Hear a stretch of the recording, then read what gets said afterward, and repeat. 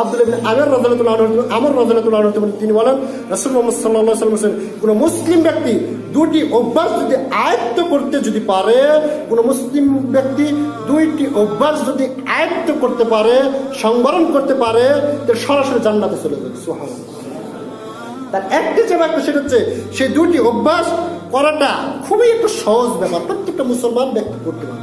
আল্লাহ রাসূল বলছেন সেই দুইটি অভ্যাস করা খুবই সহজ ব্যাপার, কিন্তু এই দুটি অভ্যাস অনুশীলনকারীর সংখ্যা হচ্ছে আবার কম।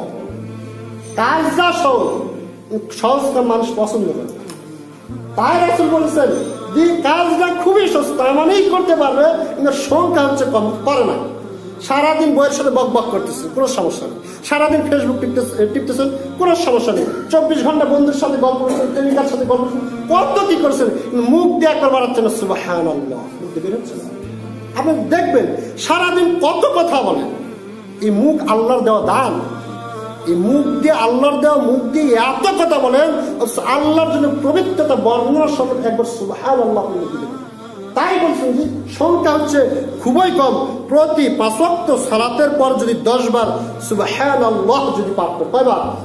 10 বার, এবং আলহামদুলিল্লাহ যদি 10 বার পড়ে, আল্লাহু আকবার 10 বার, তাহলে কয়বার হলো? মোট 30 বার। তাহলে 5 ওয়াক্ত 30 গুণ 5 কতবার হবে? 150 বার। রাসূল মুহাম্মদ সাল্লাল্লাহু আলাইহি ওয়াসাল্লাম তিনি বলেছেন, আমি রাসূল মুহাম্মদ সাল্লাল্লাহু আলাইহি ওয়াসাল্লামকে এগুলো হাতের আঙ্গুল দ্বারা গণনা করতে দেখেছি। সুবহানাল্লাহ 10 বার তিনি বলছেন, হাতের আঙ্গুলে গিরা দ্বারা কি করছে? গণনা করতে দেখছি। সাহাবী বলছেন যে হাতের আঙ্গুল দ্বারা গণনা করতে দেখছি। তিনি বলেন তা মুখে বললে 150 হয়। কত হয়? 5 ওয়াক্ত সালাতে 10 বার যদি সুবহানাল্লাহ বলেন, 10 বার যদি আলহামদুলিল্লাহ যদি বলেন, 10 বার যদি আল্লাহু আকবার বলেন, তাহলে 1 ওয়াক্ত সালাতে হয় কত? 30। 5 ওয়াক্ত হবে 150। রাসূল মুহাম্মদ সাল্লাল্লাহু আলাইহি ওয়াসাল্লাম বলেন 150 হয়, এবং মিজানে হয় 1500। সুবহানাল্লাহ। মিজানের পাল্লায় গিয়ে সেটা কত হবে? 1500 হবে।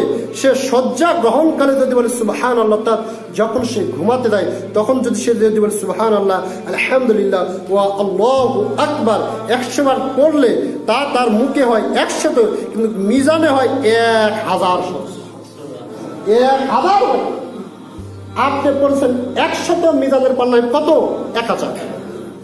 আল্লাহকে বৃদ্ধি করে দেবে।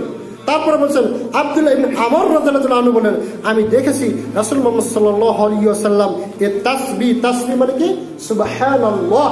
তাসবিহ মানে সুবহানাল্লাহ তার নিজের হাতে তিনি আঙ্গুলে আদায় করতেন, গণনা করতেন।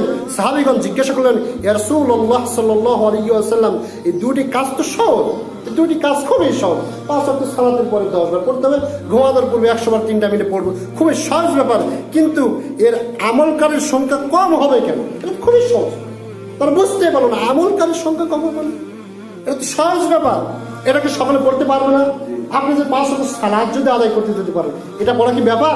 তাই তার মাথায় ধরলো না যে এটা কিরকম কথা।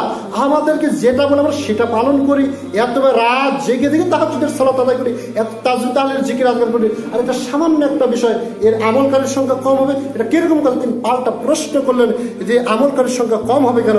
তার নবী সাল্লাল্লাহু আলাইহি ওয়াসাল্লাম বললেন, শয়নকালে শয়তান তোমাদের কাছে আসে এবং তা পাঠের আগে তোমাদের তন্দ্রা একেবারে মানে ঘুমের পরিবেশ ঘটিয়ে দেয়।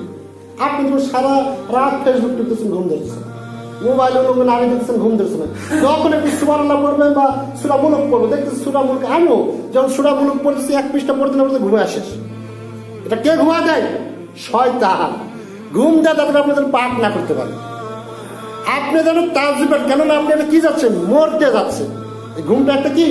মৃত্যু, মরণ। আপনি মরতে যাবেন, তাসবিহ তাহলিল জিকির আজকার করে যদি মরেন, তাহলে তো আল্লাহর কাছে আপনি শুকরিয়া স্বরূপ আল্লাহর নিকট উঠবেন। আপনার আত্মা তো তাসবিহ পাঠ করতে করতে উঠবে, যার কারণে শয়তান এটা করতে দেয় না, তাড়াতাড়ি ঘুমিয়ে দেয়। আর যখন টিভি দেখতে দেখতে ঘুমাবেন, মোবাইল দেখতে দেখতে ঘুমাবেন, দেখবেন ভালো লাগবে। রাত 12টা বেজে যাচ্ছে, 1টা বেজে যাচ্ছে, তা ঘুম ধরতেছে না, হয় না এরকম? আর আপনি টিভি দেখে দেখে ঘুমাচ্ছেন। অনেক ভাইরা রয়েছে, আল্লাহ তাদেরকে মাফ করুক, অনেক ভাইরা রয়েছে, তারা বলে হুজুর আমার ঘুম ধরে না গান না শুনে। গান শুনতে শুনতে যদি এই ঘুম যদি তার জীবনের শেষ ঘুম হয়, তাহলে কাল কিয়ামতের দিন কি অবস্থা হবে? তার শেষ আমল কি? তার শেষ আমলটা কি? আপনি যখন ঘুমাতে যাচ্ছেন আপনার শেষ আমলটা কি? আপনার শেষ আমল হচ্ছে ফেসবুকের নতুন নারী দেখে ঘুমাচ্ছেন। আপনার শেষ আমল হচ্ছে গেম খেলে খেলে আপনি ঘুমিয়েছেন। আপনার শেষ আমল হচ্ছে কানের ভিতর ইয়ারফোন দিয়ে গান না শুনে আপনার ঘুম ধরে না। এ আমার মুসলমান হয় কিভাবে? কিভাবেই মুসলমান হয়? এটা বলে আবার হুজুর গান না শুনে ঘুম ধরে না, এই কথাই না। অবস্থা কি হতে পারে? এমন তো অনেক ব্যক্তি রয়েছে আগামীকাল সুন্দরভাবে ল্যাপের তলায় সুন্দরভাবে টিভি দেখেছে, মোবাইল দেখেছে, গেমস খেলেছে, আজকে সে কবরে কোনো লাভ নেই, কিচ্ছুর ব্যবস্থা। তাই অনুরোধ করছি আপনি একটু লক্ষ্য রাখবেন। তাই বলছেন যে আপনার শয়তান তন্দ্রাচ্ছন্ন করে দেয়, আর সালাত আদায়কালে সে নামাজের কাছে উপস্থিত হয়। সালাত আদায় করার সময় এই দুই সময়টা রাসূল মুহাম্মদ সাল্লাল্লাহু আলাইহি ওয়াসাল্লাম বলেন, সালাত আদায়কালে সে নামাজের কাছে উপস্থিত হয় এবং ওই তাসবিহগুলো পাঠের আগেই তাকে কোনো না কোনো কাজের কথা স্মরণ করিয়ে দেয়, ব্যবসার কথা স্মরণ করিয়ে দেয়, চায়ের কথা স্মরণ করিয়ে দেয়, এক কথা সব ধরনের দুনিয়াবী চিন্তা তার মাথায় ঢুকিয়ে দেয়। যার কারণ কয়টা রুকুর সময় কি পড়লো, সিজদার সময় কি পড়লো সে মনেই থাকে না, কয়টা রুকু করলো, কয়টা সিজদা করলো, কয় রাকাত সালাত আদায় করলো সে ভুলে দেয়। এখনো ঘুমাচ্ছে অনেক ব্যক্তি, এখনো ঘুমাচ্ছে। কোরআন হাদিসের কথা হচ্ছে ঘুমাচ্ছে, দেখ ব্যবসার চিন্তা করতেছে। ব্যবসা থুয়ে সালাত আদায় করতে আসলাম কিরকম ব্যবসা চিন্তা। রাসূল মুহাম্মদ সাল্লাল্লাহু আলাইহি ওয়াসাল্লাম এটাই বলে যে হাদিস রয়েছে ইবনে মাজাহ, তিরমিজি 3410 থেকে 3411 নম্বরে, আবু দাউদ 4981 নম্বরে। সুতরাং